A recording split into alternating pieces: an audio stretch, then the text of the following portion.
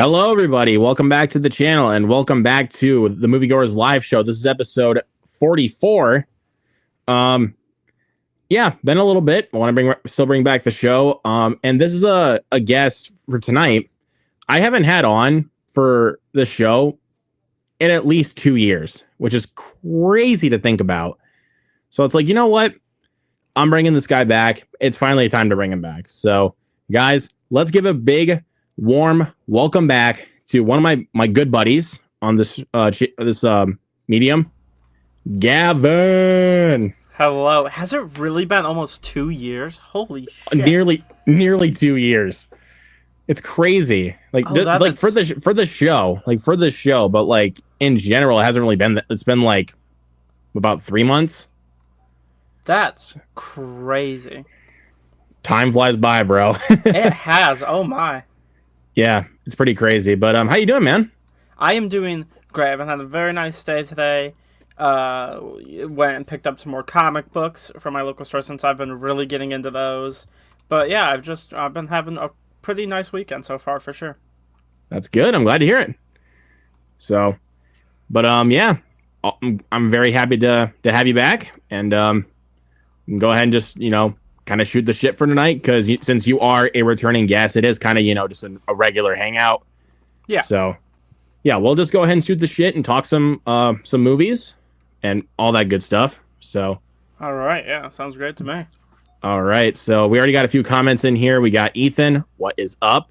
If Zach Goller is watching this, congratulations, my guy, hitting 2,000 subscribers. Very proud of you, man. That's huge. Very huge. But yeah, congratulations, my guy. Viewa Drew is in the chat. What is up? The MVP is here. And then Michael's in the chat. What is up, my guy? Thank you for being here. I do need to come on streams more. Yeah, I've been pretty swamped. I got finals coming up this week. So I got those. But yeah, I definitely, it's for sure in my plan to come on streams much more frequently than I have been. I mean, hey, there you go.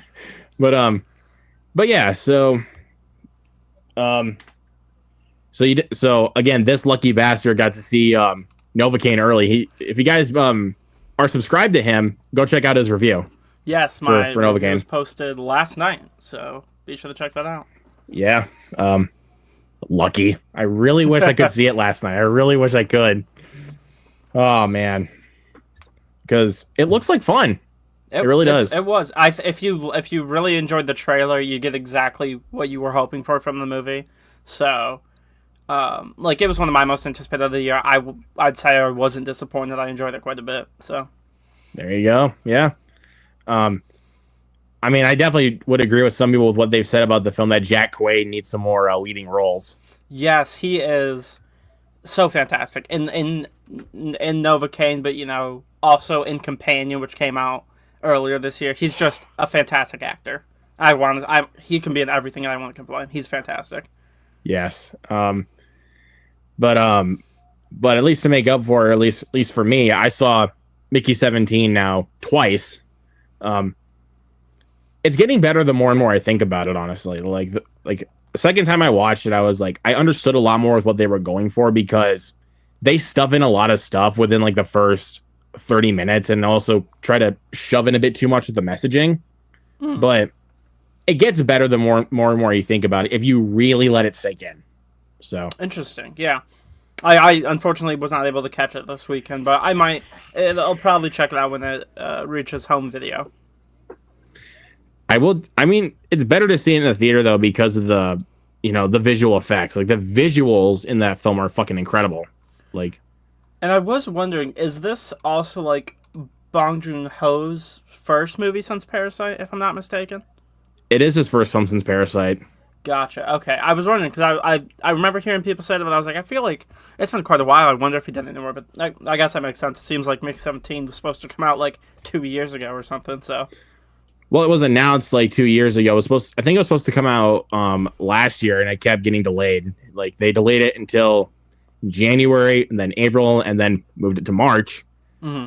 And so basically that and Sinners swapped release dates, which was kind of strange. Which, by the way, Sinners, oh, I can't wait.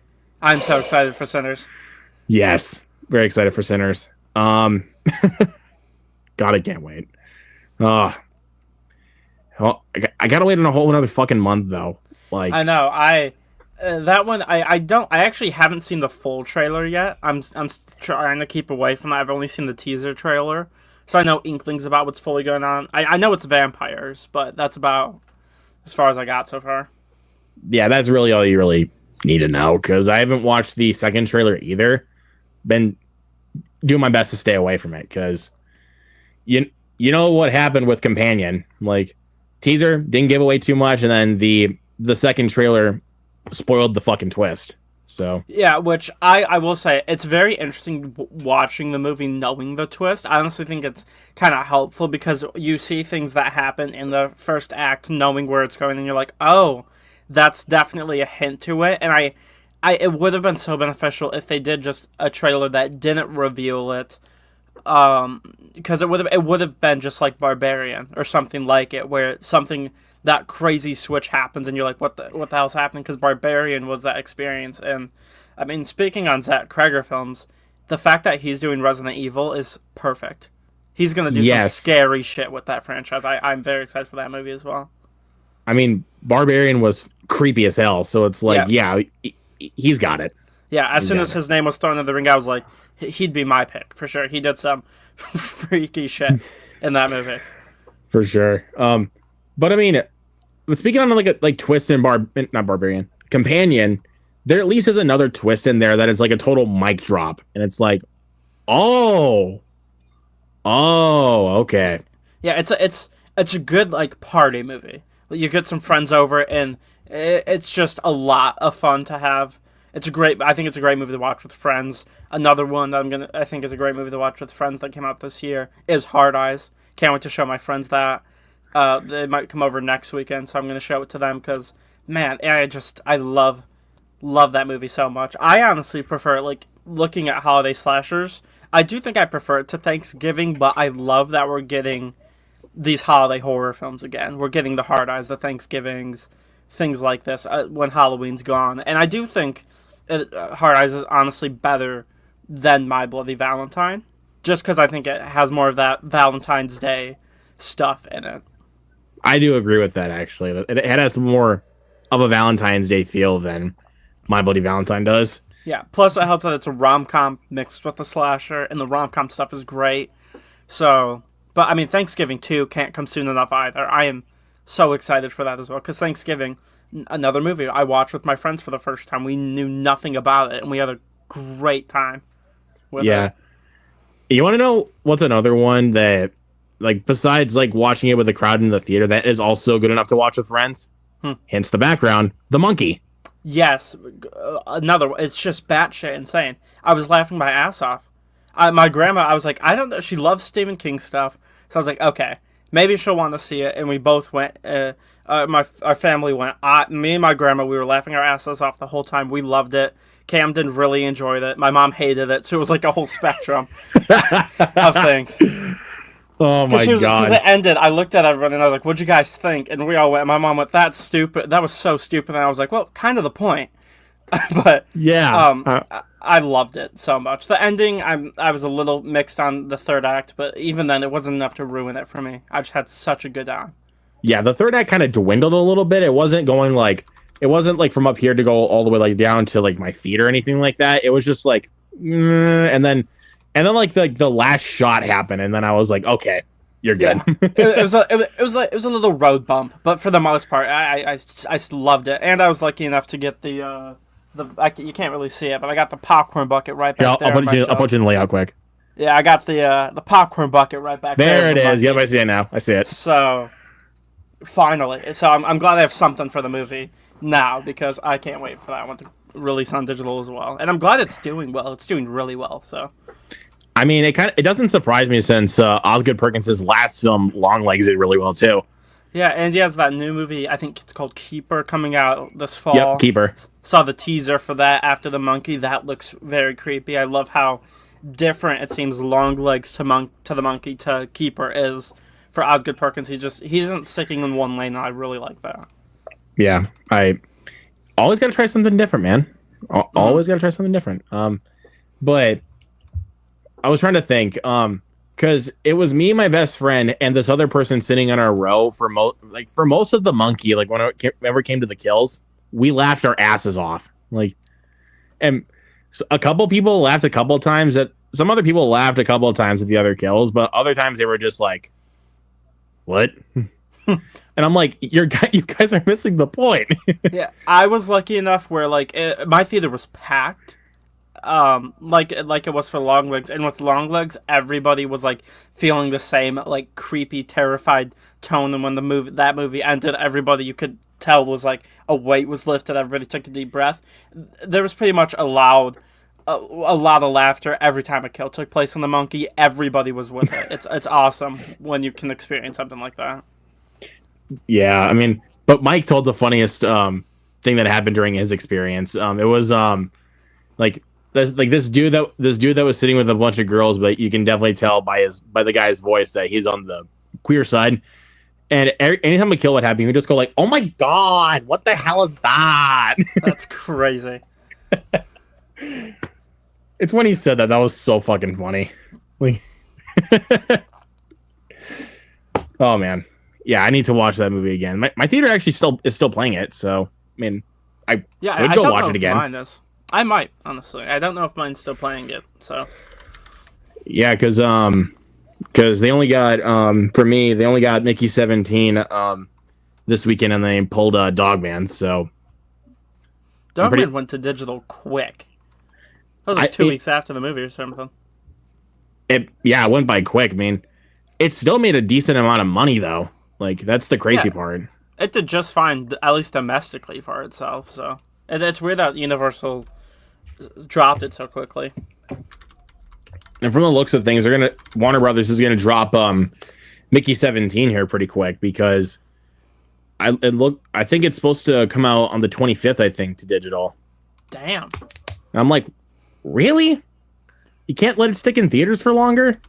Yeah, let your movie. I love, as much as I didn't enjoy Moana 2, they let it breathe. They let it get as much time as it needed in theaters. I like that Disney is actually doing that for their movies now.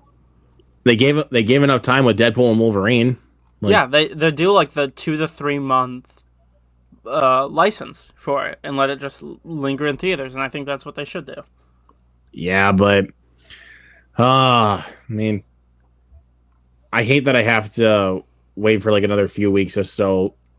Mickey 17 can just land on digital when it should be in theaters for a lot longer. Mm-hmm. But I mean, I guess it kind of makes sense why I don't think it's doing too well, because barely any like basic film goer has no idea what the hell that movie is. Mm-hmm. But my thought was that it was going to get more people in the seats because it has Robert Pattinson, and he's a pretty big name. So yeah, but I mean, also like you look at the past few years of what he's done. He's done like more, I guess, IP based things. I mean, recently he did the Batman. He did the Lighthouse wasn't really. I mean, it was I'm sure great and big for him, but like Robert Eggers was attached to that. Some more people were there. Tenet was a Christopher Nolan movie, and during the pandemic, but he's doing a lot more big name things. You'd think he would draw more attention for Mickey 17. I mean, I think, or maybe because that people saw the trailer and they heard his voice and they were like, "That's not him." Like, yeah, I don't know what the hell he's doing with his voice, but I mean, it's wacky. I like that he does something different with almost every movie he's in. Like, he doesn't like play like when you look at Mickey 17 compared to the Batman, he's not the same character. Like, yeah, like it's something different for him, and I'm like, good. I want something different from Robert Pattinson.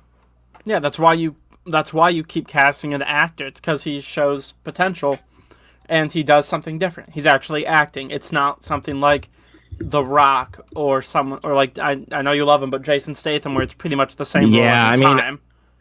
I mean, as much as I love Jason Statham, I do agree with you. His roles are pretty repetitive, so I will agree with that for sure. I mean, I love Jason Statham, but I definitely will agree with that. But The Rock is like notorious for playing the same fucking roles in every movie. Yeah, Ryan Reynolds is another one where I think he could fall into that camp.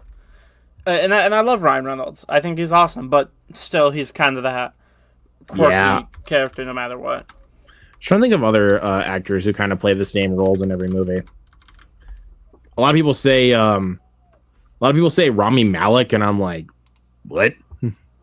He doesn't necessarily play the same roles in every movie because because he got to play a villainous role a little bit in No Time to Die.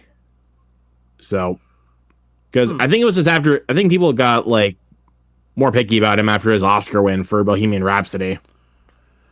At least to me. But that's fair for sure. But I mean, when I look at something like his upcoming film, The Amateur, it definitely feels like something like Mr. Robot, quite a bit like for his character. Yeah, I saw the trailer for that one too, and that one interests me. I wouldn't say I'm excited for the film, but I'm certainly my ears are perked for sure on that one. Yeah, I mean, but it definitely does, like, his character definitely feels very similar to Mr. Robot to me, but we'll see. I mean, you haven't seen Mr. Robot, have you? I have not. No, that's like I know I've heard of it though. I mean, I've only watched the first 2 seasons of the show. I haven't finished it yet. Like, there's 2 seasons left I got to go, but it's a really good show so far, man. It's really good. Nice. Trying to see what else we got coming up. So before stream, we were talking about some other upcoming movies for this month. Because you already saw Novocaine. See, we talked a little bit about Black Bag. We talked a little bit about Snow White. Look, I can understand like why people are not looking forward to Snow White, but don't try to be like, how do I say this? I lost it. But I don't know. I think some people are kind of blowing the film a bit out of proportion to me. But yeah, I'm interested in the film for one reason and one reason only. Rachel Zegler is a great actress, and I think she's gonna do well in this film. But like things that deter me from the movie, one, I think where they're doing the Seven Dwarfs in the film is really strange, having them be CGI. I'm not a fan of Gal Gadot as an actress, and what I've seen of the trailer, it doesn't seem that she's going to be improving in any way. But again, it could be good. You know, the original song they just released was interesting enough that again, I'm interested. I'm gonna check it out. I don't have hopes for it, but I'm also I don't think I've ever seen Snow White, so there's not really much compared to like The Lion King or Little Mermaid or something like that, where there's an inherent bias to that story. I have nothing for Snow White. Well, at least I can say that they're at least trying something different with the story. Like, they're not doing the same goddamn thing that they did, like, you know, The Lion King. Like, The Lion King is entirely shot for shot. Mm-hmm. So at least they're trying something different, which I really appreciate. But yeah, from what I know of the Snow White story, because it is an iconic story, it seems like they are going a different direction, which when they're doing these live action things, I think that's a smart thing to do, for sure. I definitely agree with that. That's why you should remake a movie, is to change things, not fix the movie, but do something different. Because you know what they say, if it ain't broke, don't fix it. Right, I mean, and we've learned that with Little Mermaid, with especially The Lion King, where they just do the same thing, and it doesn't work as well. So, there you go. Let's see, what else did we talk about? We talked a little bit about Locked. Looks really cool. Very interested, and then got a big weekend the 28th though, which like, because we talked about it, of course, off stream. We talked about Death of a Unicorn, A Working Man, and The Woman in the Yard. You'd think my most anticipated that weekend to be Working Man is Death of a Unicorn. Really? Like, I just think the idea of them trying to do like research on a unicorn and then things go horribly wrong, like, really intrigues me. Yeah, I loved that the first trailer they put out. Ken and I were laughing our asses off just from the trailer. So, I'm probably going to check it out for sure.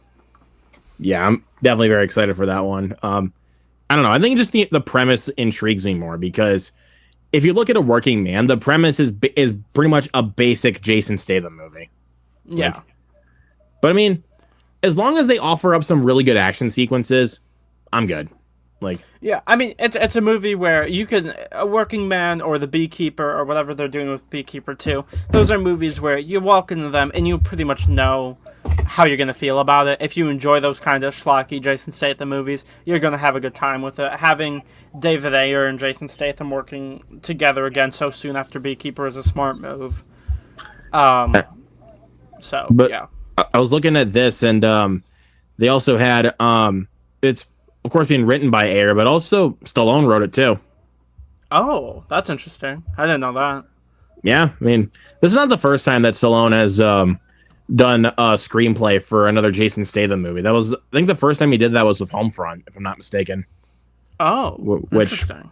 Which surprised me because Homefront's pretty solid. So, The Woman in the Yard, though, I could give less of a fuck about. I did not watch the second trailer, nor do I have any motivation to, but that first trailer was like, what the fuck is this? Yeah, I have no clue what it's going to be.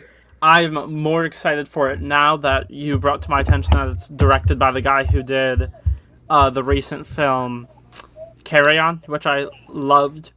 So that's exciting. But also, I think in terms of Blumhouse movies in the early stages of this year, I am much more excited for Drop. Definitely. Much more excited for Drop. Christopher Landon is one of my favorite directors, easily. I watch anything he does. I mostly enjoy everything he does, so I'm excited for that as well. I can say at least that Blumhouse actually at least had a first win this year within the first month of the year with Wolfman. Yeah, I wish it box office wise it was a win, but I know a lot of people didn't, but I loved it. Me too. Like, I thought it was awesome. I mean, I think it was a win because Blumhouse only had one win last year with Speak No Evil, and that was literally out of 4 movies. Right, which, man, but I mean, this year, we have Megan 2.0, which I'm very excited about. That movie sounds fucking crazy. Yep. We have Drop, as we discussed, Five Nights at Freddy's 2, which I was very disappointed by Five Nights at Freddy's 1. I still enjoy it, but I think FNAF 2, what they've said behind the scenes, how they're improving things, excites me. So that's exciting. But, I mean, we also got Black Phone 2, which I'm really interested to know what the hell they're doing there. They're really keeping this one a mystery for a little while, which is interesting, but I really don't know where they're going to go with this, because if you guys know what happened in the first one, then it would be weird to explain why they're doing a sequel. Yeah, my thought would be a prequel of some sort. It's not necessarily the Grabber's origins, but in some way like just another kid's story with the Grabber. But, Mason Thames and Madeline McGraw are back, along with Ethan Hawke. So, I got no fucking clue what they're doing. I'm excited, because the first Black Phone was amazing. Yes. Thank you. I still have hope, because it is the same team behind it. I hope they don't shit the bed here, but... this isn't Blumhouse, but I do want to shout it out. I'm so excited for the new I Know What You Did Last Summer. Yes, I'm excited for that too. Love the first movie so much. And we got, we have the new cast, which I think is going to be fun. You got with, Madeline Klein in there specifically. But you also have, Freddie Prinze Jr. and Jennifer Love Hewitt back. So. Yep. I'm very, very excited for that. I'm trying to see what some other horror films I'm looking forward to besides the other ones we pointed out. 28 Years Later. Yes. I wasn't crazy on 28 Days. But I'm still excited because it was still solid, and I'm looking forward to see how they kind of jump and see what they're going to do now. It seems like they're doing something interesting, especially with it being a trilogy this time. Yes. And then Final Destination Bloodlines. The thing I love most about that trailer, they only showed one scene. Yeah, it's so interesting for a trailer because it was just a scene, a gnarly scene. Very. I am very excited. You got that coming out. We got there's the new Predator movie in November. Yes. Predator Badlands. That's exciting. What else do we got? Trying to see some other one. I mean, Guillermo del Toro's Frankenstein. Oh, yes. Hell yes, can't wait for that. Until Dawn looks interesting. I'm not fully sure about that one. I mean, I had never played the game, so I mean, I don't know. I mean, it's from the guy that did Shazam, so at least I have some hope. I've played Until Dawn. From what I've seen, the movie as itself looks very cool. How it's like how they're doing the genre bending for horror movies.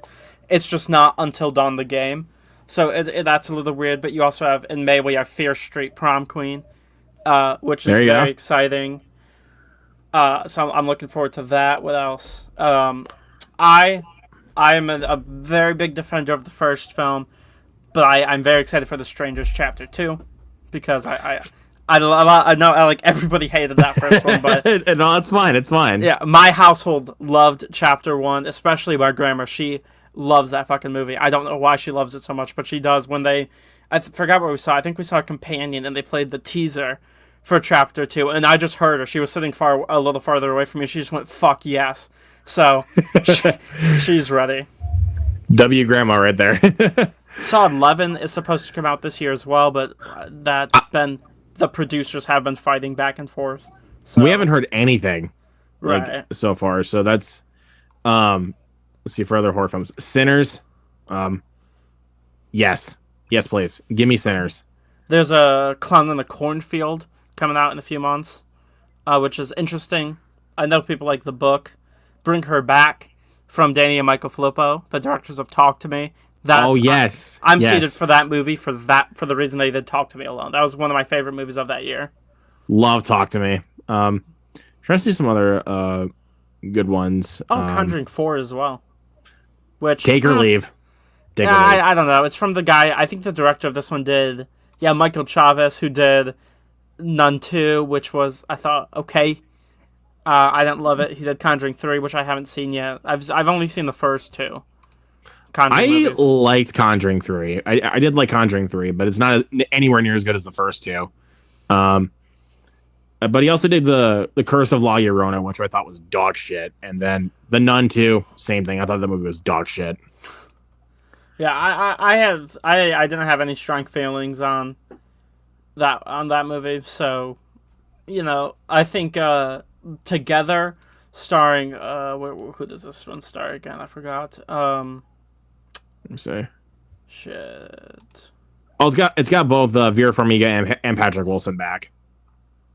At least it has them two back. So yeah, there's Together, which stars Alison Brie and Dave Franco, which I think looks interesting. I saw the teaser for that one.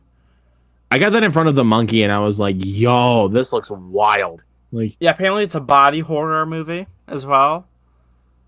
All in. Which I mean, body horror has a lot to live up to after The Substance. So. Yes. I guess we'll see.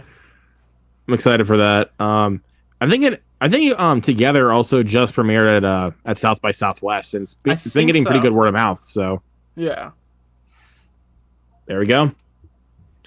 Let's see, because I'd say so far, not been a bad year for horror movies. Yeah, I'm. It's been very strong. I mean, Hard Eyes, I fucking loved. Companion was fantastic. I didn't see the Peter Pan one they did, but I've heard that was some interesting enough. Heard it was decent. I've heard it's still at least better than the first Blood and Honey. So, which I mean, when that's what you have to compete against, you really don't have much of competition. That's not too bad. Oh yeah, there's the Maggie Gyllenhaal's The Bride movie. Oh, that's set to premiere as well. So that's interesting because you got the Bride of Frankenstein movie and the Frankenstein movie. I'm more excited for Frankenstein because it's Guillermo del Toro, and those first look images we got were amazing. I mean, anything Guillermo del Toro does, I'm seated. So at this point, like you said, Hard Eyes, Companion, The Monkey, love The Monkey, and love Wolfman. So yeah, good start. Yeah. and I think it's going to continue pretty strong as well. Because horror last year got off to a really rocky start. Mm-hmm. With what the fuck was it? Night Swim. Was Night Swim last year? It feels like it was forever ago. It. I always forget that movie was last year sometimes. Holy because shit, it was. Because that feels like a movie that you would find at Blockbuster in the 1990s. Yeah, or just a clean old DVD trash bin somewhere, like at Walmart or something. Yeah, and then you just you pick it up and you put it right back and you try to bury it because it's like, who the fuck has heard of this? Exactly. Yeah. I mean, not horror, but one of my most anticipated films is coming out in around a month with Minecraft, or a Minecraft movie. I'm so excited for that movie because I love the games. I love the game. I I remember catching the stream that you and Cam did playing Minecraft. Yeah. And freaking Cam tried to make a jump and he just jumped into a pit of lava. And I'm like, what Yeah.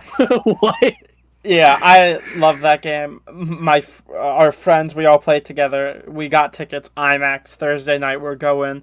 I will say the switch around for at least the general public has been crazy, from the teaser trailer all the way to the final trailer, with more people liking everything we've seen. Because I know Minecraft inside and out. I think what they're doing here is very awesome. I'm excited. It also just looks fun. Like it doesn't look amazing or anything. It just looks like a good time, which is really all I want it to be. Yeah, I mean, I will say this. I mean, I'm kind of a bit on the fence about it, but I can understand why you're very excited for that movie. I'm not like a huge... I mean, I've played Minecraft. I'm not like a huge Minecraft player or anything like that, so I think a lot of the Easter eggs and stuff I might be a little left behind on. But yeah, for me, when I've been playing Minecraft for straight up most of my life, I consider it's my favorite game of all time. So I'll probably get a lot of it. And we were talking about horror, not a horror movie, but Last of Us Season 2 looks phenomenal. I can't wait for. I think April 13th is when that one comes out. Trying to see some other. I don't know if this one's technically considered a horror film, but considering what type of film that it is, I guess I could kind of see it that way. It's Warfare. Oh yeah, for sure. That's with that one interests me for sure. I want to take my friend Ethan. He is very interested in war things. Having it be one, I think, directed by Alex Garland is awesome because I thought Civil War was incredible. Yes, and then having Ray Manzona, who did, who was who is a veteran, of the Iraq War, doing this movie, I think is very interesting. But the cast is great too. Joseph Quinn, Will Poulter, Kit Connor. It's a great cast as well. You also got Michael Gandolfini, who's the son of James Gandolfini, which is very cool. I'm glad he's getting some roles. But yeah, I'm very interested in Warfare. I mean, not just for the fact that it's A24, because why not? But I just think, because of the fact that Alex Garland is doing another one of these kinds of movies keeps me interested. So for sure, yeah. Trying to see some other good ones. The Accountant 2 is coming up. I love the first film, so I'm very, very excited to see what they got with the sequel.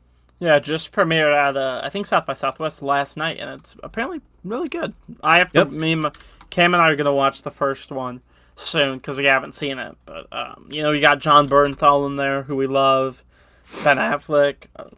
Yeah, I mean, apparently Accountant 2 as well is a strong movie. So hopefully it is good, because again, I love it's got a lot to live up to, especially being a sequel that was I think 9 years in the making, because the first one was almost a decade ago. I think it was 2016. On Rotten Tomatoes, there's not an aggregated score yet, but there are 15 reviews out, and only 2 of them are negative. So there we go. And it's a D plus and a 5 out of 10, so it's not even terrible scores either. Yeah, I mean, but again, we'll see. We'll see what we think about it. I'm looking at, because I know, because also Death of a Unicorn premiered at South by Southwest, and it's getting pretty good word of mouth so far, which is good.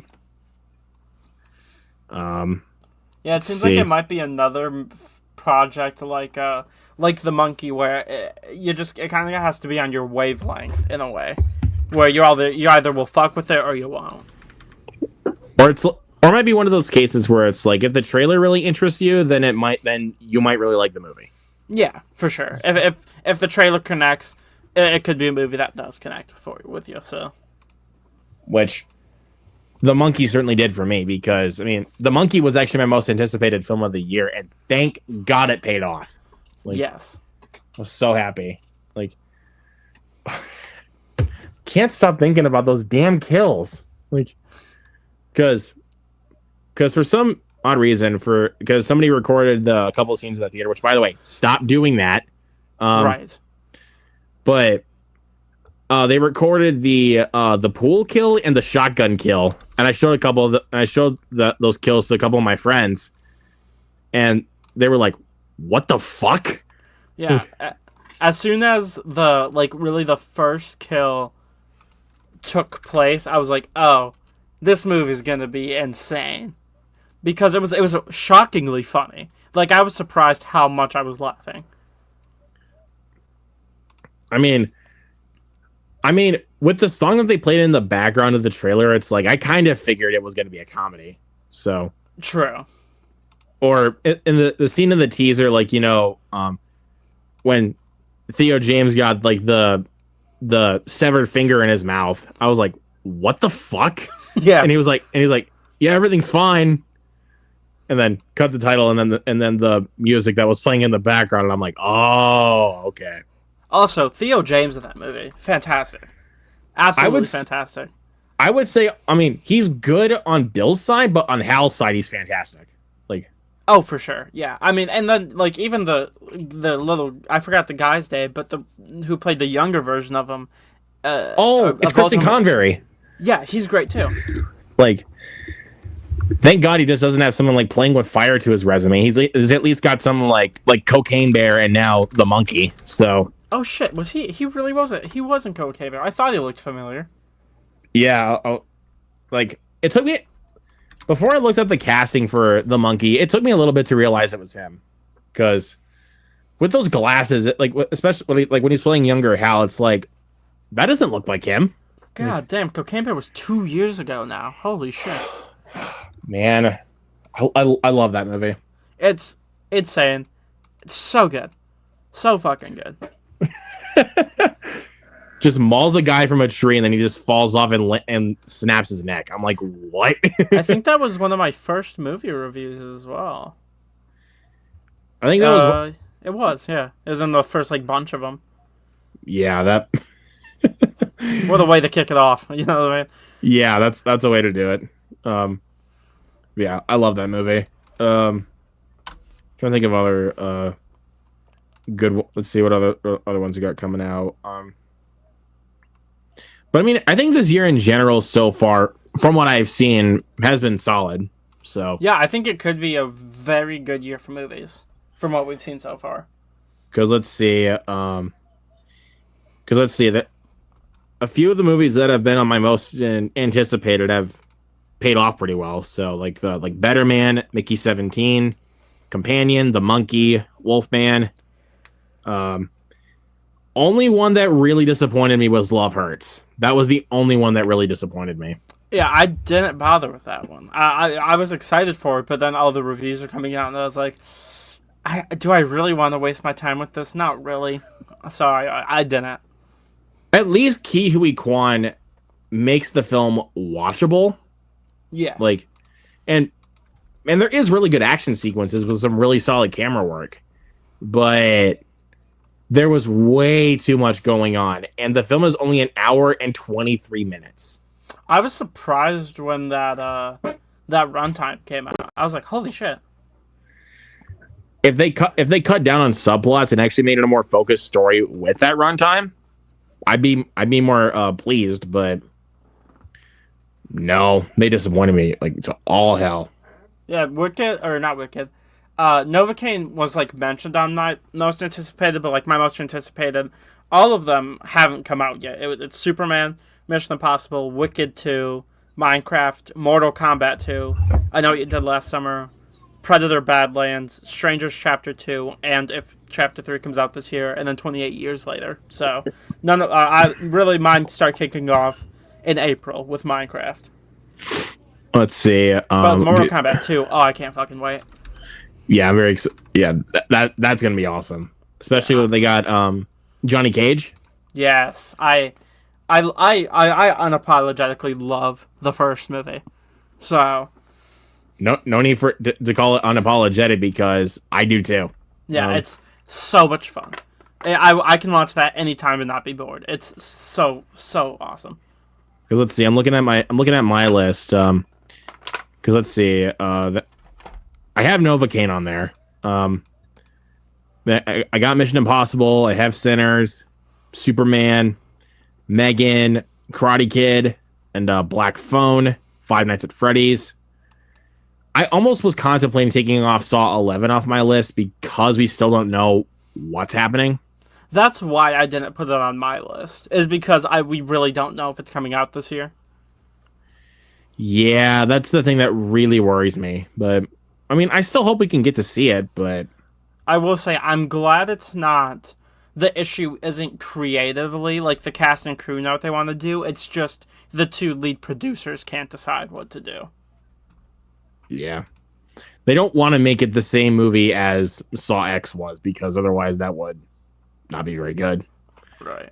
So, well, I'm kind of at a loss for words with where they're going right now, because I adored Saw X. Same. Yeah. I usually I'm pretty good when it comes to gore. And kills and all that shit. But when she has to cut through her leg, yeah, I was like, no, I can't. I can't. That's too much. I could not look. Yeah, I mean, I loved it. I still remember opening night having a fucking blast in the theater, and end credit scene happens. Hoffman shows up, myself included. The whole theater just cheers. Roars. Everybody was so happy to see him. My mom, it was so funny because she turns to me and she goes, "Who the fuck is that?" And so I had to explain to her Hoffman's points because she saw I think the first 3 with my dad in theaters. They went and saw him because he loved them, and she did not. She hates those kind of movies. So that's definitely where I got the love for the Saw franchise for. But she missed out on probably my favorite era of Saw, which is 4, 5, and 6. Which I don't love all those movies, but 6 is awesome. I mean, 6 for a while was actually my favorite sequel until X came out, so... Yeah, I think Saw X is the best one, for sure. It took me a little bit to think about that before watching it again, though. I had to think about that a little bit, and then I was like, yeah, Saw X is the best one. Yeah, it is so awesome. So fucking awesome. But while we're talking about Saw,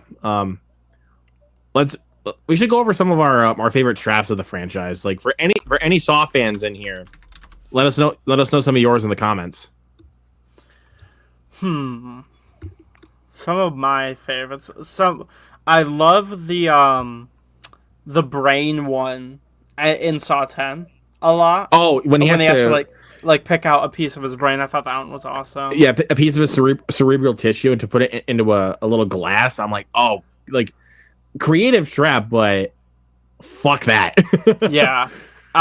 Probably maybe the mask one that opens Saw 3 where he has to kind of get the key out of his eye, and then that's the mask 2. Is that 2? Oh, that is 2. You're right, that is 2. That one was awesome. That one was gnarly as well. The shotgun carousel from Saw 6. Oh, yes, I love that. That's probably my favorite one. I love the angel trap from Saw 3, this device that this person has to her rib cage. Yeah. Oh, that one was gnarly as fuck. And she has to reach for a key, but it's in a jar of acid. Yeah. Oh, that one was. Oh. That one was crazy. But if I have to pick one of the obvious ones, I got to go with the reverse bear trap from Saw 1. Yeah. Freaking love that scene. Technically, it's used in Saw 6, and Saw 3D. So, They brought it back for a reason. It's iconic as fuck. Yeah, but it originated from the first Saw movie, so, Right. because I felt like a lot of the traps in Saw 7 or Saw 3D, whatever the fuck you want to call it. It's Saw 7. Yeah, it's Saw 7, Saw 3D, Saw the final chapter. Like, Jesus. Like, how many titles do we have to make for that fucking movie? Like, right. I felt like a lot of the traps in Saw 7 were just borrowed love from the rest of the franchise. Yeah. Like, because for sure. Because I think it was Saw 7 that they finally showed how the reverse bear trap actually works. Like, when somebody doesn't actually unlock it. Yeah. I'm like, I didn't need to know that. Like, it was more intense, like, when Amanda nearly got it off. Yeah, and when they finally... And they kind of picked the worst movie to do it because of how weird the coloring looked in Saw 7 due to the 3D effects. It just didn't look very good. When they use that trap, it should look gnarly. And it kind of just was... Kind of fell flat. It looked like CGI to me, so... Yeah. But, yeah, because let me see. I'm trying to think of some of my other favorite traps. Oh, the head tank trap from Saw 5. Oh yeah, that one was pretty good. That was like where he has to poke a hole in his neck just so that way he can keep breathing. I couldn't do that. I just drown. I couldn't fucking. Absolutely not. Yeah, like, but I will give it to the guy that did the trap though, because that was a really smart move that he had to poke a hole in his neck just so he can keep breathing. Yeah, would not have been my first thought. I'd have been like, well, I'm dead. That was nice. I just accepted fate, so. Yeah. I'm trying to think of some other ones. What's another good one? The rack trap from Saw 3. Oh, yeah, I couldn't do that. But I mean, we couldn't really do most of the traps anyway, to be honest. Yeah, I would if I woke up and Jigsaw's talking to me. One, I'm gonna have a hard time explaining things because I everything's just nonsense when I wake up. So I don't know what the hell's going on. I would just give up. I just accept fate. Yeah, because what was that? I was trying to think of that one in trying to think of that one in Saw X here. Oh yeah, it was the arm bombs, like where he has like I think it's full of like cancer or something. Yeah, he has to like cut into them, and I could not do that for the life of me. Oh no, and I also love. I think it's made even better by the fact that he survives. Yeah. And Jigsaw just lets him go. Like, we don't see that very often in the franchise. But then again, though, this is like, even though John Kramer is like a horrible person, it's like you understand like why he why he does this to people, especially in the 10th one of all, because it's more personal. So it makes it more interesting. I would have loved to go to the premiere at Fantastic Fest. Because that's where, like, everybody's hardcore for that shit. Yeah, for sure. Oh, man. Like, because, like, when they blow up, like you said, when they blow up and he survives and John just lets him go, I'm like, okay. Yeah, it's cool. Saw X opening night is such a fun theater experience. Because it's the first time where I was, like, watching a horror movie and it felt like I was watching a Marvel movie with the crowd.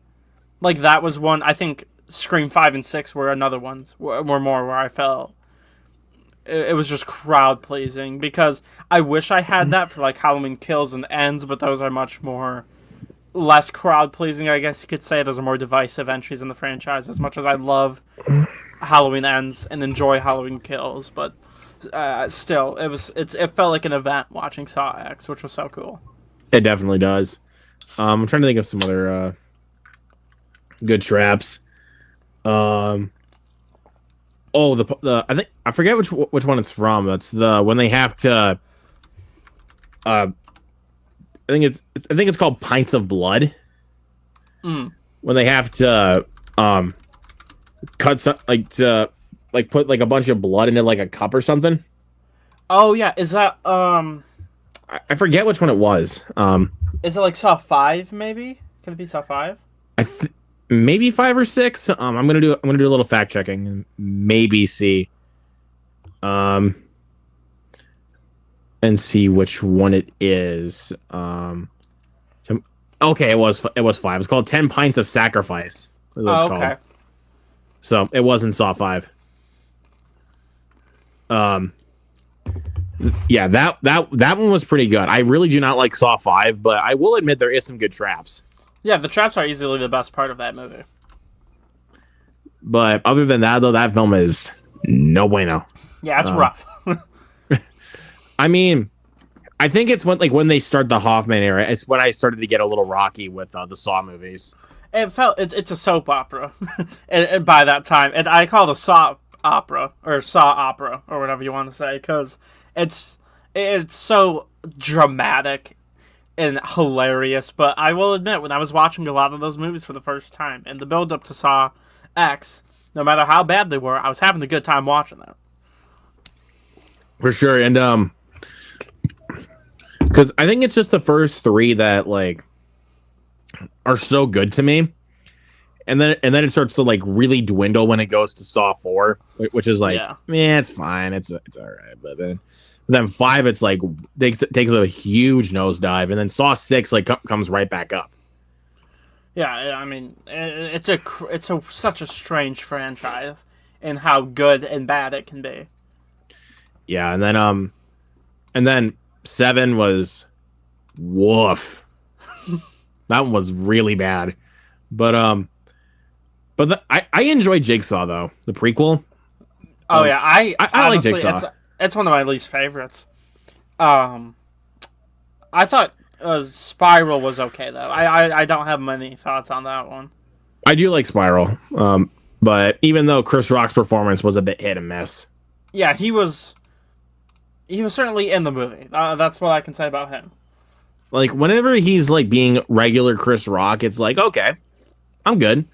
But then when he tries to be this angry detective, it's kind of a little iffy. Yeah, as soon as he starts doing dramatic acting, it's so whatever. Yeah, it's kind of but it is what it is. But Saw X though, that's where it's at. That's a great movie. Yeah. But trying to see what else we got coming. Have you seen the trailer for Hell of a Summer? I did. That one looks interesting. I'm actually kind of looking forward to it. First saw that in front of which one was it? I think it was. I saw it. I think in front of the monkey. Yes, it was the monkey. Yes, it was the monkey. And then I actually got it in front of Mickey 17 for some reason, which was really strange. But you know what? I'm all in. Looks fun. Yeah, it looks like another fun Friday the 13th-esque slasher that actually pretty funny as well. I don't know if my theater's getting that one. Some neon releases are hit or miss. So actually, funny enough, the monkey was the first neon release that my theater even got. Oh, that's interesting. Because I had to go out of my way to go see Longlegs. So yeah, that was kind of interesting. Let's see then the first A24 film my theater got was The Iron Claw. So because my theater does not get A24 films very often, they got that one, Civil War, and Heretic. So, I mean, some good ones there. So, I mean, all 3 of those were really good in my opinion. They didn't, but they advertised one that I really wanted to freaking see in the theater, but I had to wait until Christmas Eve to watch it. Also, hence what's in my background. It's Y2K. Oh yeah, I know. I don't know if my theater got that one or not. It was kind of a dead weekend the weekend it came out. Even though there was some movies that came out that weekend, had that one. I think they had Werewolves with Frank Grillo. Oh, I forgot about that movie. Yeah. And then what was it called? The Order. With Jude Law and Nicholas Hoult. It's basically like The Town, but with neo-Nazis. Interesting. Because Jude Law plays as an agent, and Nicholas Hoult plays as a neo-Nazi. mean, Nicholas Hoult had a really good year last year, dude. Oh, he did, and I think he's gonna have another good year. With Superman, I think he's gonna be perfect as Lex Luthor. I mean, I think he actually did shave his head for that. He did. Yeah, he went full bald for that movie. So there's some commitment there. Okay, better than half bald. Yeah. Because, yeah, we all know how that can be. Flight risk. What? Yeah. Jesus Christ, that was certainly a movie I saw. I can give it that. I can say this: at least Mark Wahlberg was entertaining in it. Like that's literally the best thing I can say about Flight Risk. And I think Michelle Dockery was fine, but Topher fucking Grace though, he was horrendous in that movie. Like, I can't remember like jack shit about that movie. It left my mind pretty much the second I watched it. The only thing that you'll even remember about that movie is Mark Wahlberg. That is literally the only thing you'll remember about that movie. Because, what? Like, I'm seriously convinced that was not Mel Gibson that made that movie. Like, I'm convinced. I don't know what the fuck. I don't know who made that movie, honestly. But Jesus Christ, I don't know what they were thinking. Again, I'm only laughing at the parts like when I think about Mark Wahlberg. That's literally the only thing I'm laughing about because the rest of the film is so terrible. Like it's rough. My theater seemed to like it. They were laughing a lot, or at the movie. They could have been laughing at the movie. I don't know, but if they were laughing at the movie, then I can definitely see it. I mean, I can kind of see Flight Risk as like one of these like down the line. I can kind of see it as one of these so bad it's good movies. Yeah, I wouldn't be surprised if it picks up somewhat of a cult following. But for right now, though, yikes. Like I even put this as like a little side thing for my review for Flight Risk. Reminder that it is still January. Because Flight Risk belonged in January for sure, dude. Like that. Yeah. Like that's a movie that belongs in January. And this was one of the best Januaries I think there has been for movies. It was a great month. Couple of iffy ones though. Yeah, there were still some projects in there that made you remember that it's not perfect. It's still January, but like we had some good, like the ones that I tend to think of though when it came to January that were really good. Even though a couple of them I did not see in January, I had to wait until February to watch them because my theater didn't play them. Like I'm thinking of stuff like like Better Man or One of Them Days. My theater didn't play those movies, but I watched them the month after they came out, and they were really good movies. Yeah, this year has been solid. Probably my least favorite movie I saw this year was either Flight Risk or Back in Action on Netflix. Was very bad, but mostly forgettable. But like, I mean, it was a solid month with Better Man, Wolfman, Companion. I watched You're Cordially Invited. I think I watched that in January. I think I did. Yeah, I watched. You got to see that at a press screening. I did. That was very exciting, and the movie was actually fun. I enjoyed it. I haven't watched it. I haven't really bothered to because it definitely looks very forgettable to me. Yeah, it's nothing that special, but I will say if you like Will Ferrell, he's really good in the movie. He brings a lot to it. So. Okay, yeah, I think I should watch it now because I love Will Ferrell. He's fun. He got the most laughs out of me, for sure. So, but Back in Action was really close, dude, for me. Like it was really close. My least favorite movie of the year right now is Kind of Pregnant with Amy Schumer. What the fuck is that? I know, right? It's a Happy Madison movie and released on Netflix, so that should tell you all you need to know. What the hell? Yeah, I just Googled it. What the hell is this? Yeah, Happy Madison comedy on Netflix starring Amy Schumer. All you need to know. Because, look, I hate picking on actors like this. I really hate doing it. I don't think Amy Schumer's funny. I can't stand her. I'll say it. I don't give a fuck. I can't stand her. I love Trainwreck, though. I thought that was a really funny movie. But everything else she's been in, she isn't funny. Unfrosted. Oh, I completely forgot that movie existed. Oh man, I wish I didn't remember that. Sorry. But yeah, but like Kind of Pregnant really like completely solidified that I really do not like Amy Schumer. Yeah, she is. I can't stand her. I think she's so unfunny. But as I'm thinking about it, because again, I know we're an hour into the stream.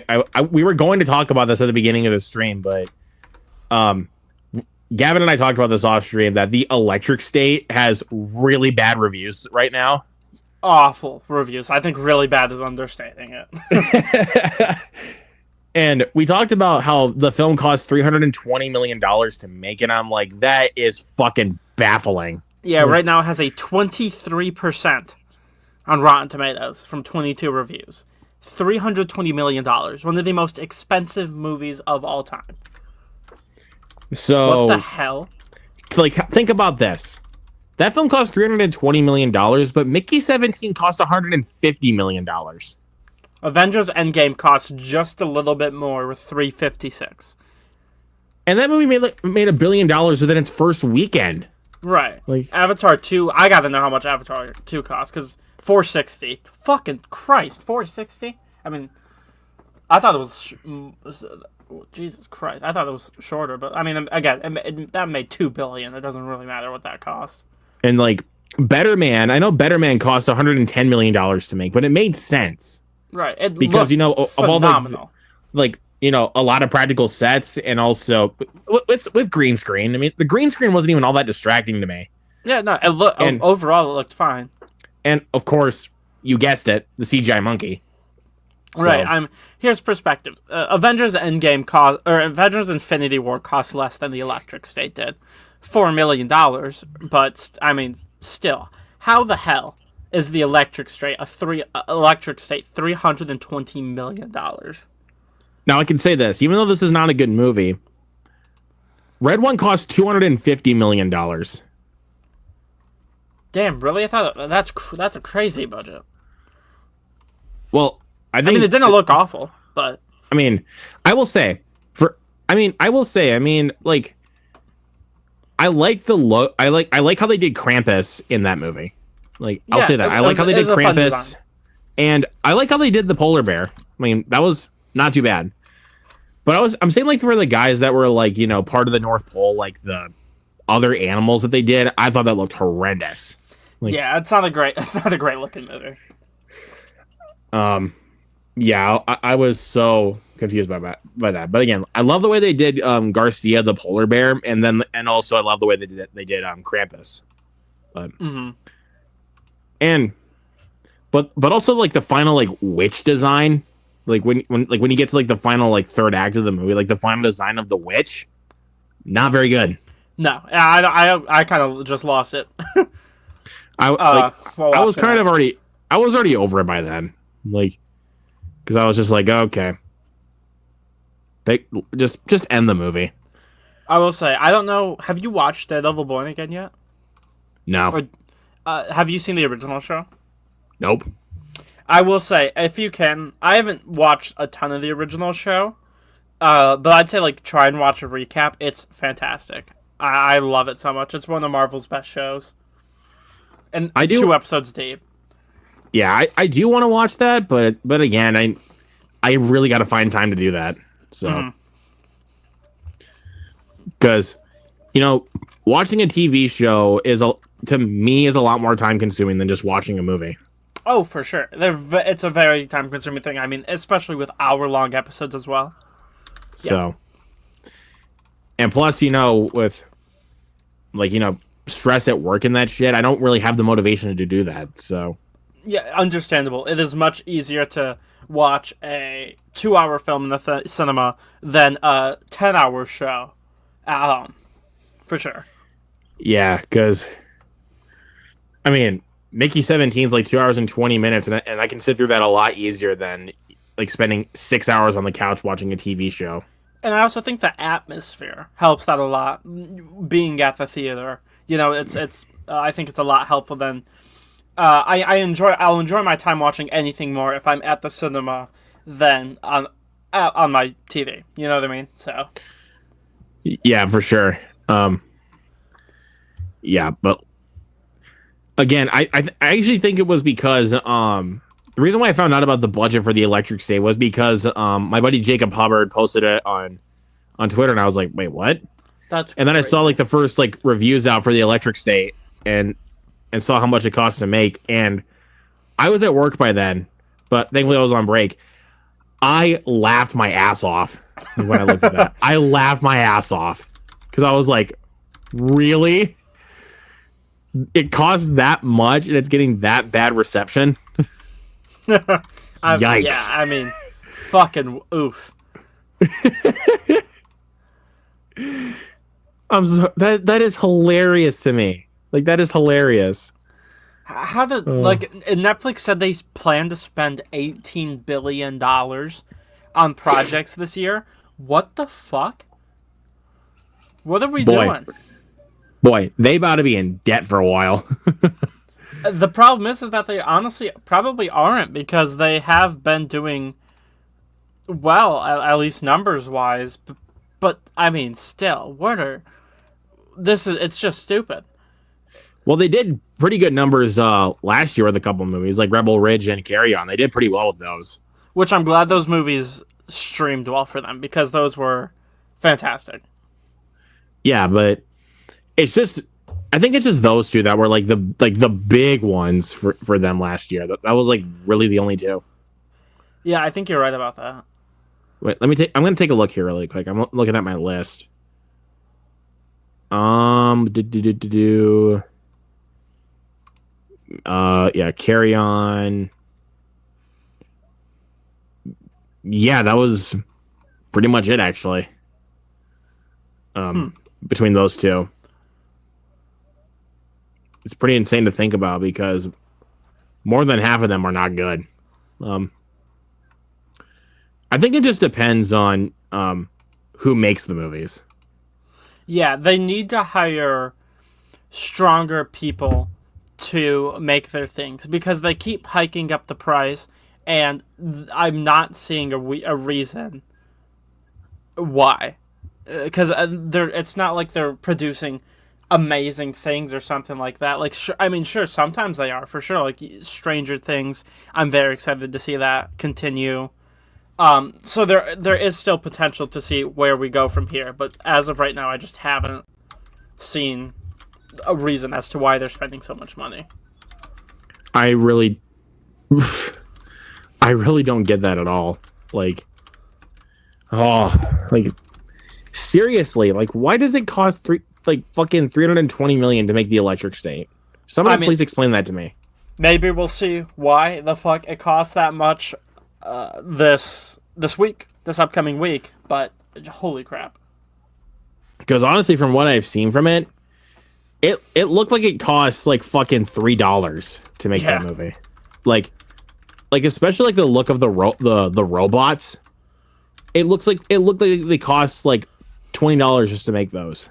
Like, yeah, it's interesting. It has to be a money laundering scheme at this point. I really You make a good point. I'll just tell you that. You do make a good point, because what the hell?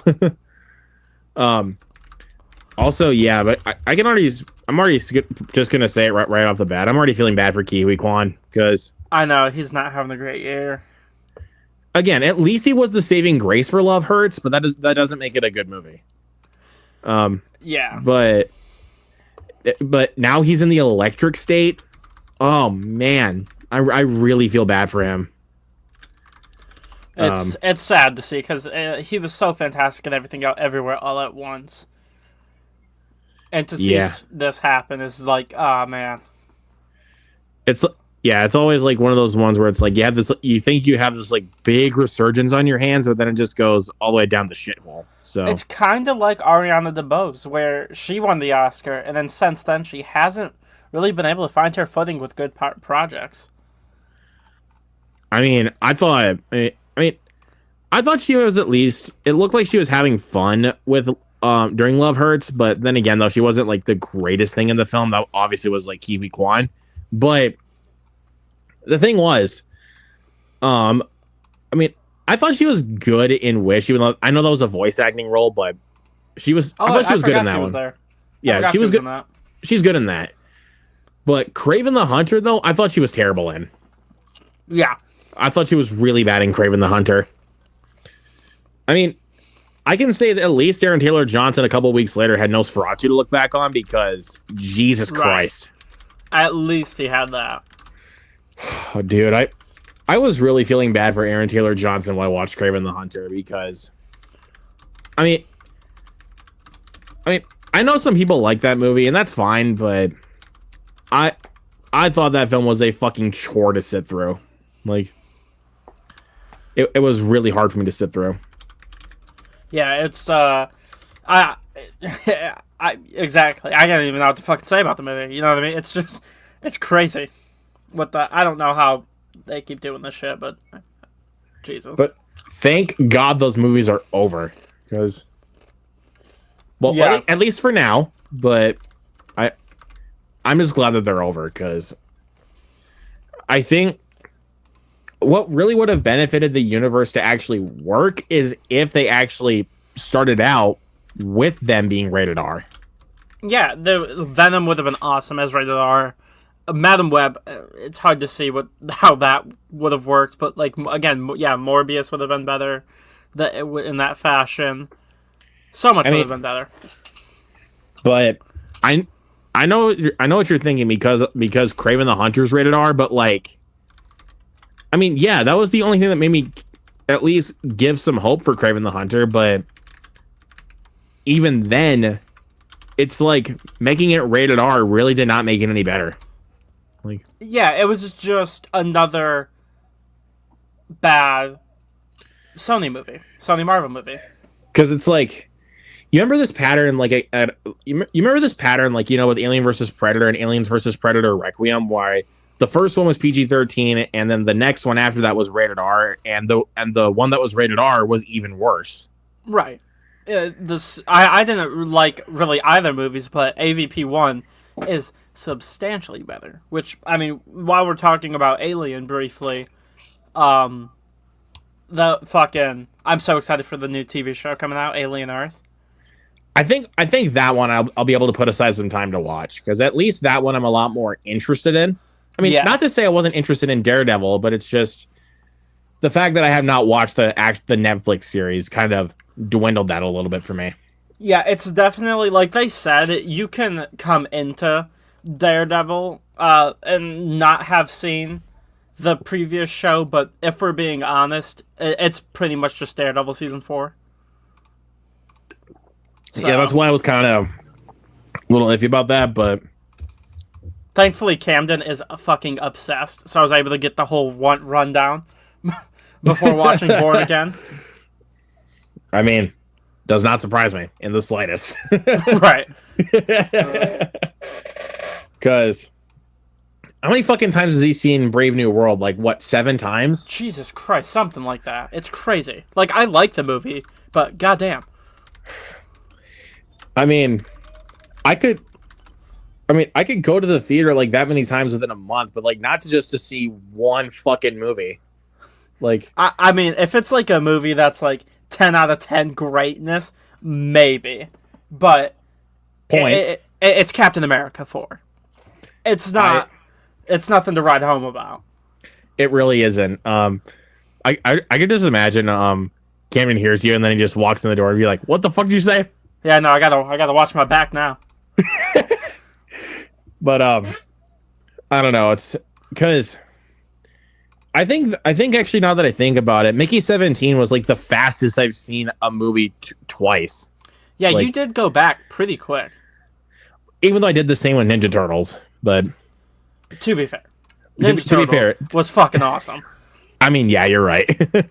Again, I did go back to Ninja Turtles pretty quick, but Mickey 17 was like a film where it's like, if you watch it a few more times, I think you'll be able to get it a little bit more, because it's a very fucking weird movie.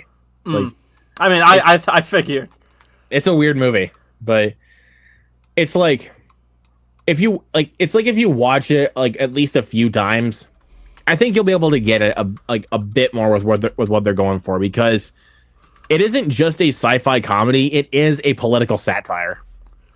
Oh, interesting! I didn't know that part. It is a political satire because but from a lot of reviews before I did see Mickey 17, a lot of reviews were comparing Mark Ruffalo's character to Donald Trump. Oh.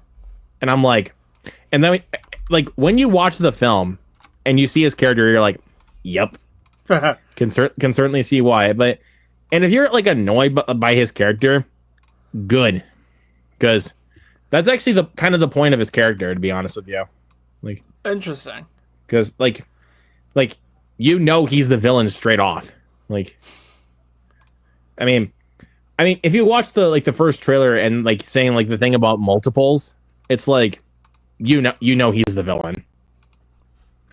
So Yeah, I mean, and it seems like he can just play that smug role so well. I mean, Poor Things especially. You look at something like that. I can definitely say he was better at that in Poor Things, but not to say he was bad in Mickey 17. He was fucking awesome in that, but if you really need one big reason to go see Mickey 17, you probably already know why. Robert frickin' Pattinson, dude. Like, see it for him. I mean, I cannot wait to see what it does, especially with like Batman Part 2 and stuff like that. I mean, I just get that. I need to see it so bad. Like, I can tell Robert Pattinson really wants to do the Batman Part 2. Like, I can tell he really wants to do it. Oh, for sure. I mean, I don't blame him. You know, Batman Part 1 was phenomenal. Yes. Oh my god. Like, it's crazy like to think about how many times I watched that film within a whole calendar year when it came out. I watched it fucking 7 times. It's like, and for like a 3-hour movie. Wow. Like, it goes by faster every time I watch it. Like I don't like it doesn't even feel like a 3-hour movie like on repeat viewings. Yeah, it goes by fairly quick. So I think that's honestly the upside to me watching that movie so many times. Because let me take a look at my my stats really quick so far this year. Let me take a look. Because the one I've watched the most this year right now is Nosferatu. Oh, interesting. I don't know why. It's just after the 3rd time I saw it in the theaters, I've been obsessed with it. Yeah, I mean, it's a very as I said in my review, it's a very intoxicating movie in a way. It just sucks you in, and you can't stop thinking about it. So, because as of right now for this year alone, I've watched it 4 times. Wow. Freaking adore that movie. Like, oh yeah, it's a movie that gets better, I think, every time you watch it, for sure. I mean, it's entered into my favorites of all time at this point. I'm that obsessed with it. And then because I'll just say for the sickos, because I am a sicko myself, I've watched Terrifier 3 already 3 times this year already. Wow, I've watched it, I think 2 or 3 times in total. So, do you like the original Nosferatu? Because I know you love the original Nosferatu. Do you like that one or the new one more? The new one, easily. Like, same. I think it's because they were able to tell this story like in a more. They were able to tell this kind of story much better. Yes. And I think with what they were able to add from the silent film all the way to Robert Eggers' version was much more interesting to me. Yeah. And freaking Lily Rose Depp, she was incredible in that movie. I seriously don't understand when people have a problem with like nepo babies or something like that. When you like, especially when they're good, like Lily Rose Depp, like Bill Skarsgård, like Jack Quaid. You know, like who cares if they're nepo babies? They're great at their job. Yes, and I've seen a couple people on social media, TikTok distinctly, that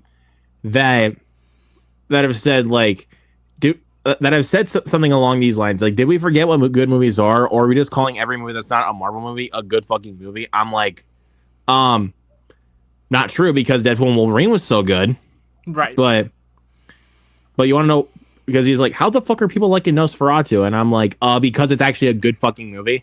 It's fantastic. It's phenomenal. I mean, I wish it should have gotten more nominations at the Oscars for sure. I think it should have won and been nominated for cinematography because like that shot of the town and you see the shadow of his hand going over, full body chills. Or how about I'm gonna put this as a background here really quick and then I'll switch back. Like how about like this shot right here? Yes, it's which I didn't. I wish that scene was in the film, but I think it's in the extended cut, and it's in the it's on the bonus feature, so I was able to see where that was, and fantastic, just like, absolutely awesome. The use of shadows in that movie is unmatched. Like you can't top that. For sure. It's so insane. I loved it so much, and now the fact that Robert Eggers is doing a werewolf movie, I can't wait to see the shit he's gonna do there. Yes. It's so exciting. Yes. And like I don't know why people like let me just get this crystal clear. I can understand if people say if Nosferatu is boring, if it's a bit too slow, or it's just not their cup of tea. But don't come complaining to me about the sexual nature of the film. Robert Eggers is known for that. And it's not like it's just there to be there. It's important to the story of it. It's the whole point of why Count Orlok is going there. It's a horny movie, but it kind of has to be to make it make sense. And I've seen people complain about like when Lily Rose Depp has like seizures every like 5 minutes. It adds to the fact that she knows that he's coming. Yeah, and it's crazy what she's able to do with that. That was practical as well. Yeah, like it's chilling. It's awesome. Like, especially that opening scene, like when she's calling for the guardian angel and Orlok shows up instead. Like, it's bone chilling. Like, yeah, like because it's and then just that point, like when you're waiting, like because like there's gonna be a jump scare by that point. You're waiting for it to happen because you're just like, I know it's coming, and then it just blares, and I'm like, shit. Like, yeah, it's such a fantastic way to open the movie. Yes. Again, speaking on freaking Nicholas Hoult, what a snub for a best actor performance, dude. Absolutely. I mean, he was a snub. Lily Rose Depp was a snub. Bill Skarsgård was probably the biggest snub of them all. Bill Skarsgård, like, and I think I'm going to be completely honest. I mean, as great as the makeup was in The Substance, I would have given it to Nosferatu, to be completely honest. Because I was very flipped on it, for sure. Because the thing is with me, like when it comes to makeup and shit, if it actually gets nominated, I want to be able to not recognize that it's a certain actor. Because when I look at Bill Skarsgård in Nosferatu, I can't tell it's him. Yeah, both visually and like voice wise, for sure. Like, because like when you hear him talk, it's like, is that him? That doesn't sound like him. I was like, there's no way. Like it's crazy, but I'm glad The Substance at least got something, but I still would have given the edge to Nosferatu, to be completely honest with you. Yeah, and I would have loved for Nosferatu to go home with something, just because Nosferatu was I think it was my second favorite movie of the year. For a while before the third time I saw it, it was my number 4 until I saw the third time, and then it was my number 1. Yeah, it's just it gets better each time. You understand it more. You fully knowing where it goes and how everything builds to that. It's just awesome. Yes. And I think I can flat out say that Robert Eggers is one of my favorite directors. After 4 bangers, like the guy knows what he's doing. Like, yeah, I would. I feel that similar about like Jordan Peele, where I love all of his movies, and I can't wait to see what he does next. Nope is one of my favorite movies of all time. It's speaking of movies that should have been nominated and won Oscars. Nope. I think cinematography. Yeah. I think visual effects. I think it could have gotten just insane, awesome stuff.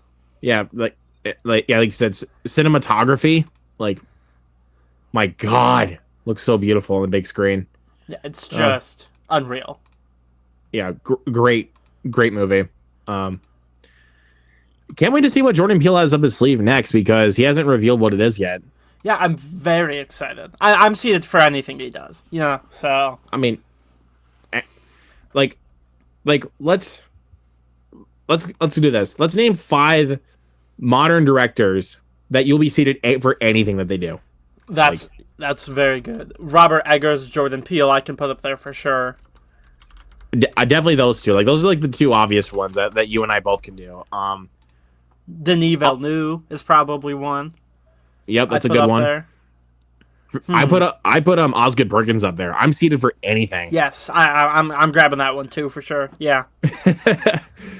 Trying to think of who else. Trying to think because there is a lot of good ones. I can't lie. There is a lot of good ones. I don't know if I'd put him up there, but my eye is on Richard Linklater after Hitman last year. Oh, good pick. That is a good pick. Another one I would say probably Fede Alvarez. Yeah, that's a good one. Damien Chazelle, I think we could also put up there. Yorgos Lanthimos. Yorgos Lanthimos. Even though I did not love Kinds of Kindness, right. I'm still there for anything he does. He makes weird ass movies, and I'm here for it. Absolutely, yes. Anything Radio Silence does, dude. Anything from Radio Silence. I know. I'm so excited to see, especially because a few months ago I finally watched Ready or Not, and I loved it. I'm so excited for part 2 and having Catherine Newton come into the picture with that after killing it, and Abigail. So exciting. Yes, absolutely. I'm trying to see who else that would be good. And apparently they're making a new Escape... Oh, shit. That's unfortunate. I was just reading, and it said, I was looking at their Wikipedia, and it said that they were, Radio Silence was going to do a new Escape from New York movie, but it just said, in 2024, they announced that they were no longer involved. And I was like, damn it. Oh, man. Dude, I would have loved to see it. That would have been so cool. Yes. Oh, man. I really would have loved to see that, but yeah, I do agree with you on Richard Linklater. Like, definitely. I mean, Richard Linklater is one of my favorite directors anyway, so... Yeah, there's so much potential to see where they're going to go from here. I'm so excited. I think I'd also... David Leitch. Like, oh, for sure, yeah. Like, anything this guy does, I'm up for, because, I mean, I freaking loved... I love Deadpool 2. I don't remember what else. He did Hobbs and Shaw, which was really fun. He did, of course, The Fall Guy. I mean, The Fall Guy was awesome. Like, yeah, so much fun. And did you see Bullet Train? I didn't. No, unfortunately, Camden and I got. I think we started it, and we had to unfortunately go do something. But I remember we laughed our absolute asses off at Aaron Taylor Johnson. Oh my god, he was hilarious. Dude, I mean, him and Brian Tyree Henry were the show stealers that entire movie. Like, yeah, I wish we were able to finish the movie, but oh my god, how hilarious those two were in that movie. Dude, you got to finish that movie though, bro. It is such a fun movie. I think that's one I'm gonna watch with. We're gonna watch with a group of friends because I think that's one we're all gonna really enjoy. I know one of my friends, Liam, loves the movie. So definitely. Trying to think of some other good ones. Even though she did a movie last year, which was her directorial debut, I want to see more from Zoe Kravitz. Yeah, I think she has potential. Maybe Coralie Farge, I think, is another one we got to look out for. Yes, absolutely. Luca Guadagnino. Yeah. Oh, yeah, for sure. I mean, he's doing the DC movie now, which is exciting as well. So. Yes, I mean, even though I love Challengers, didn't really. I liked his film after that, Queer with Daniel Craig.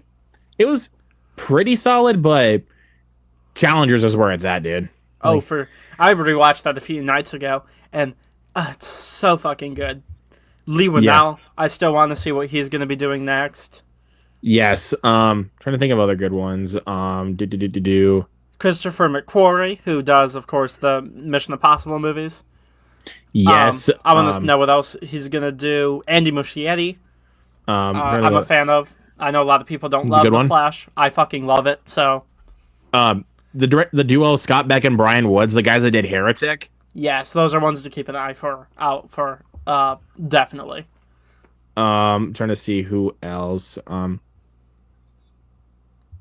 interested to see what the Tillman Singer, the guy that did Cuckoo. I'm interested to see what he will do. Josh Rubin's one for me, director of Hard Eyes. I'd love to see him do more. Trying to see who, like, there's a lot of good ones that we can name. Like, we could just sit here all night and just name a bunch. Right. Wes Ball, the guy that did Kingdom of the Planet of the Apes. Oh yeah, I gotta know what he's. I mean, he's doing this Legend of Zelda movie. I bet he's gonna fucking crush that. I mean, because most of the sets in Kingdom of the Planet of the Apes were practical. So yeah, I think that was such a good movie to come out and then announce his involvement in Zelda. Because yes. I think a lot of the globetrotting stuff that's in Kingdom of the Planet of the Apes is what the Zelda movie needs. Yes, it definitely does. I mean, especially when you compare to a lot of the Legend of Zelda games, like, you know, Breath of the Wild or even the original Legend of Zelda, there's a lot that you can do. Yeah, and I think that's the perfect guy to do it. Now, I will say, unfortunately, I do have to wrap this up. But this was, as always, it's so much fun. Being here, talking movies, easily a highlight. You know, thanks for having me back, for sure. Yeah. And, of course, this won't be your last time on the show. I mean, for sure. Yeah. I mean, because this is episode 44, because episode 50 is going to be, like, the big, like mark for the show. Yeah. I'm going to plan to do a trivia game night. So. Oh, yeah. If I can be there, I want to be there. So. And to be clear, it's for the veterans of the show. So that includes you, Cam, Mike, anyone who's part of the show that can join. We'll be on for trivia night.